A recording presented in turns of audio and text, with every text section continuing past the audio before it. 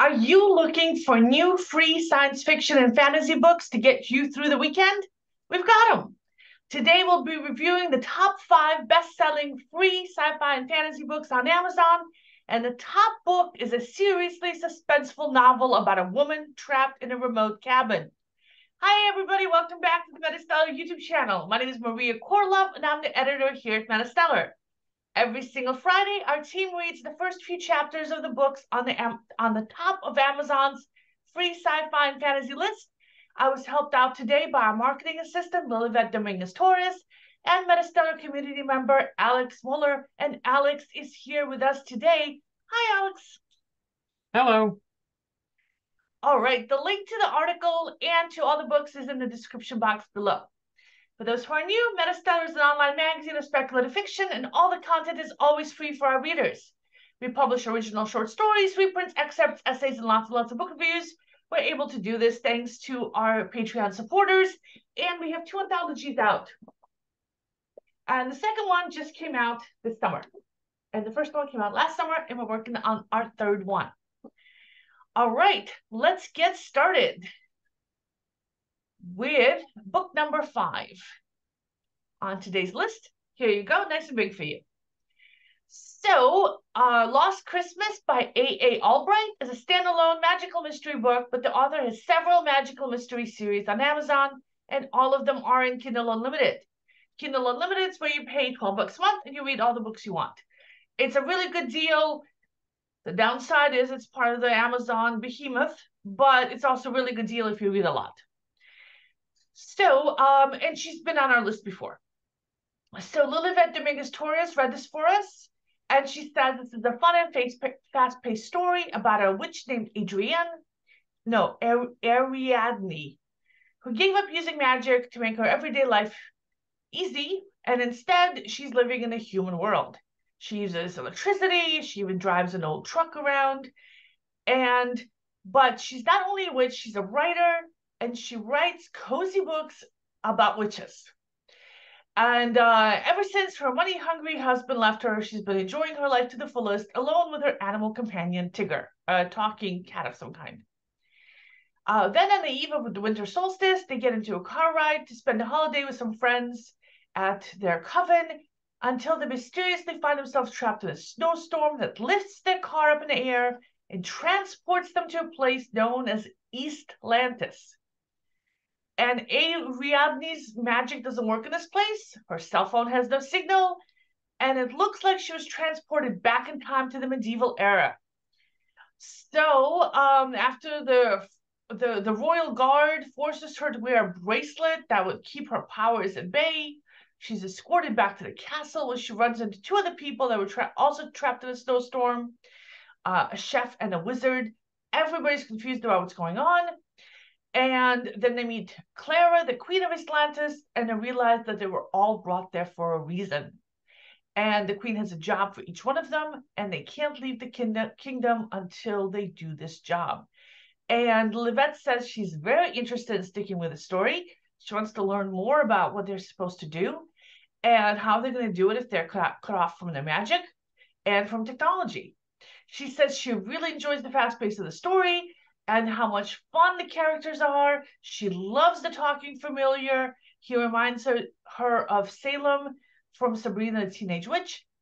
And she says if you're looking for a fun, cozy read for the upcoming holiday season, she definitely recommends checking this one out. And I also took a sneak peek at the first few pages of this book, and I loved it. Exactly my kind of thing. Also highly recommend. Book number 4 on today's list is Desa Kincaid, Bounty Hunter by R.S. Penney. The first of 3 books in the Desa Kincaid dystopian sci-fi series, or maybe a fantasy western series. Not quite clear, and Alex will talk about this a little bit more. The other books are $3 each, and they're not in Kindle Unlimited. The author has been on our Free Friday list before. So, Alex, what did you think of this book? Well, interesting is how I would choose to describe this story.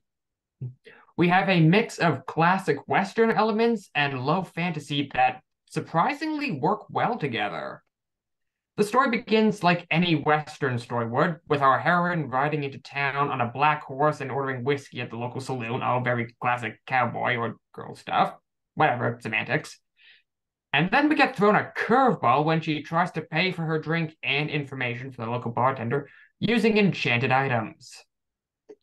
Like, there is a very interesting magic system worked into this story. Like, it's not big and flashy like what we see in Harry Potter. It's more subtle, like what we see in Lord of the Rings. We never see we never see like we never see bolts of energy in those stories, do we? It's always just tap a staff, like a pour water into the looking glass or something like that. Like it's not like it's interesting to know that magic is there, but it's not some be all end all game changer. That means that well, we do get to enjoy magic when it shows up. Like we also get to enjoy the classic Western shenanigans like shootouts. And believe me, there are plenty of shootouts and straight up pummelings and just plenty of action in general. Like if you like action, magic, and adventure, there's a good chance you're going to like this story.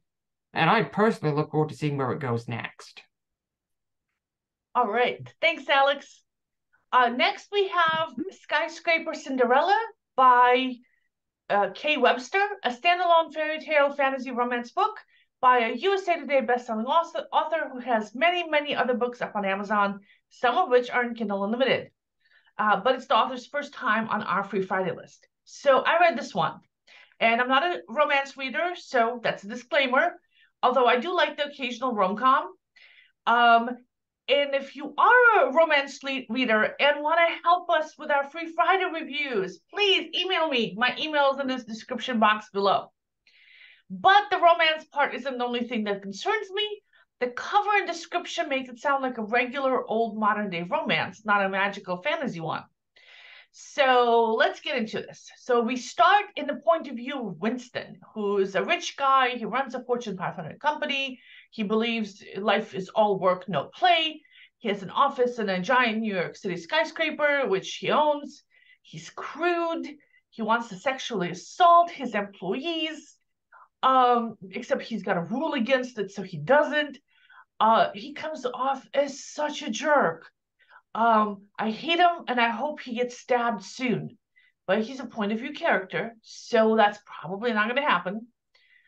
Then he goes into his office and oh my God, he finds a candy wrapper on the floor and he loses it. Like who dropped this candy wrapper? Why didn't the cleaning crew pick it up? You know, somebody's heads are gonna roll. He scours the security footage because I guess he's got nothing better to do. And he discovers that it's the cleaning lady who dropped it, a young woman who I guess he's about to fire, but he doesn't just want her fired. Just like she's like a million levels below him because he's the CEO of the company, right? He's gonna fire her personally because he enjoys really destroying people, right? Okay, so yeah, great guy. Then we switch to the point of view of the female protagonist, Ash. Her father has just spent her entire college fund on his new wife.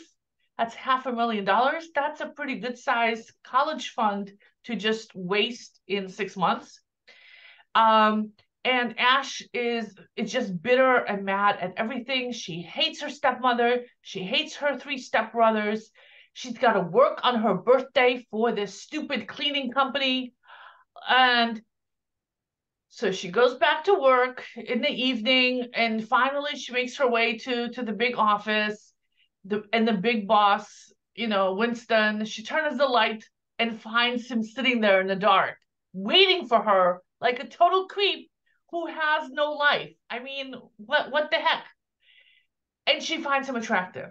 Like, no, he's a jerk. Then we switch to Winston's point of view, and his thoughts are completely abhorrent. He immediately decides to have sex with her because she's young and powerless and clearly needs money. He orders her to undo the bun in her hair, very rudely. She's rude back to him, and apparently he enjoys that. She calls him names. He enjoys that even more. He's old enough to be her father, and this doesn't stop him. So he says he's going to offer her a job where he's just going to humiliate her. And I guess it's a weird kink thing he's got going on. And she needs the money, so she agrees to it.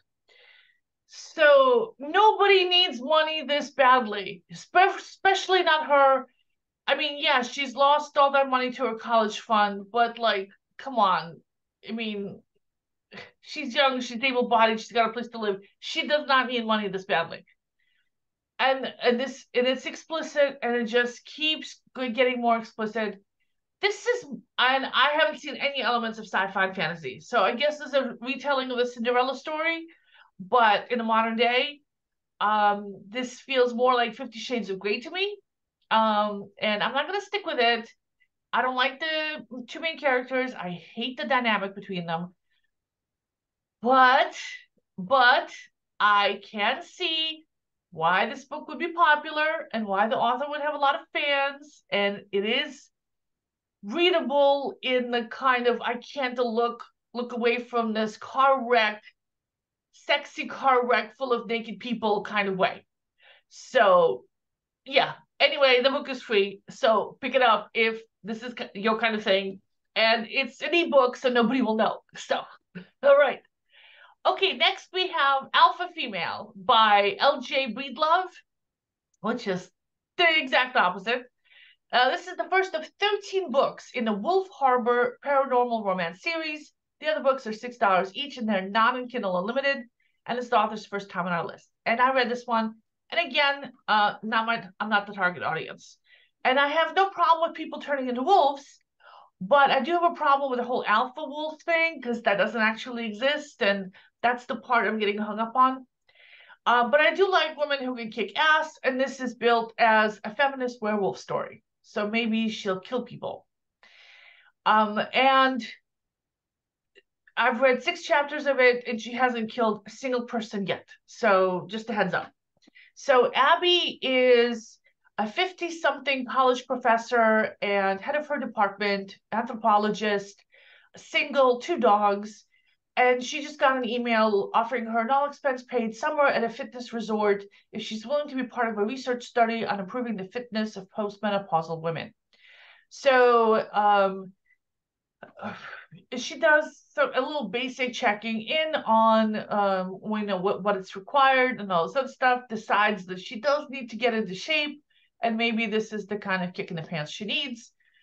Puts her dogs in the kennel she uses when she goes away on research trips, and heads on down.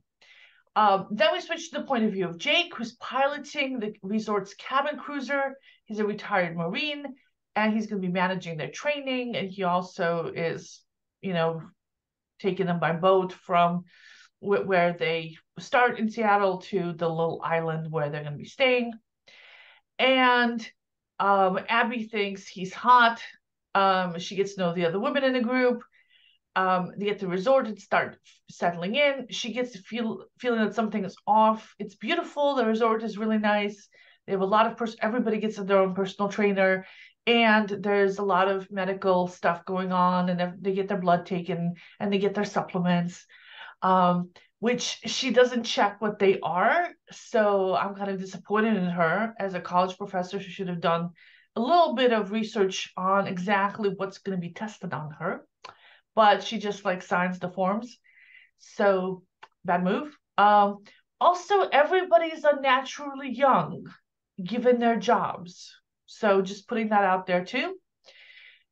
So like I said, I'm 6 chapters in, nothing's happened. She hasn't killed anybody. We haven't found any dead bodies. Nobody's even changed shape except maybe off camera. Somebody saw a dog and somebody else said, somebody saw you running around. So I guess that guy was also the dog. So, but very subtle creepiness kind of stuff happening. So it's a peaceful book. It's very character driven.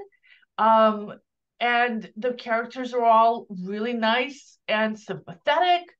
And if you like books with appealing, sympathetic characters and a slowly building sense of menace, it reminds me a little bit of an episode of Murder, She Wrote, if the beginning was stretched out a lot. and it took forever to actually get to the first body. I liked it.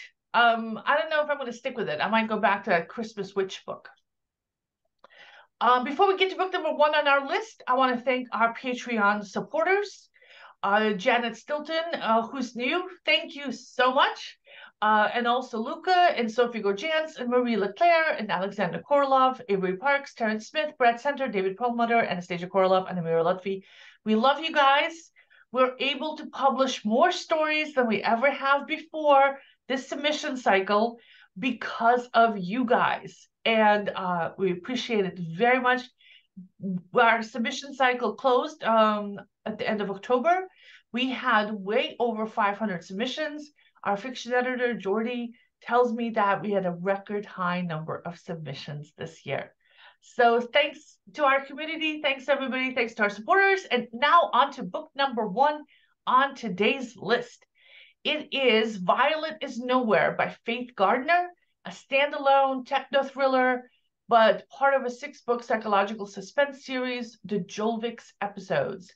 The other books in the series are 99 cents to $6 each, but they are all in Kindle Unlimited. It's the author's first time on our Free Friday list. So again, I've read a few chapters in. I haven't seen anything magical happening yet, or science fiction-y. Maybe it's gonna come later. If you've seen the movies like Phone Booth, or the one where Brian Reynolds is buried alive in a coffin with a cell phone, I haven't seen those movies. I only saw the trailers because they're too creepy for me. But that's kind of the idea here. So what happens is that Violet is kidnapped after a show. She's a singer in a band. She's drugged. She wakes up with a hangover in a cabin in the middle of nowhere. And she can't get out of the cabin. The door is locked and the windows have bars on them. All there is a cell phone with one number programmed in and a really menacing note telling her not to call the cops or anyone else, but just to call that one number. And if she can figure out how she's connected to the person who has that number, maybe she gets to live. Maybe they both get to live. So super weird premise. I'm not buying it. Why would you not call 911 immediately? And also, really, you can't like break the door or something and get out. That's like what I would be trying to do. Call 911, break the door, figure out a way out of there. But no, she decides to play these guys' games. She calls the phone over 100 times. She leaves a bunch of messages. Finally, the guy on the other end answers it. He was at work and then he was sleeping with somebody, and he buys her story. And instead of just blocking her number like a normal person would, he buys her story and they try to figure out how they're connected. And then the kidnapper shows up at her cabin. So this is all way too creepy for me. I do not like it. It's too scary. And I'm not going to be sticking with this book. But if you like things like Colin Farrell in a phone book, or Ryan Reynolds buried alive in a coffin, those kind of really suspenseful, tense stories where there's a lot at stake and you have to like solve this puzzle in order to get freed, and a master criminal is keeping you trapped, then check out this book and let me know in the comments if you did. Let us know which of these books you're going to be picking up, and after you do that, what you thought about it. And please come back next week. We do this every single Friday. Subscribe to the channel if you don't want to miss any of these episodes. We also have a newsletter that goes out, and the subscription to that is in the box below as well. Thank you, everybody. Thank you, Alex, for joining me. I really appreciate it. And have a great weekend, everybody. We'll see you later. Bye-bye.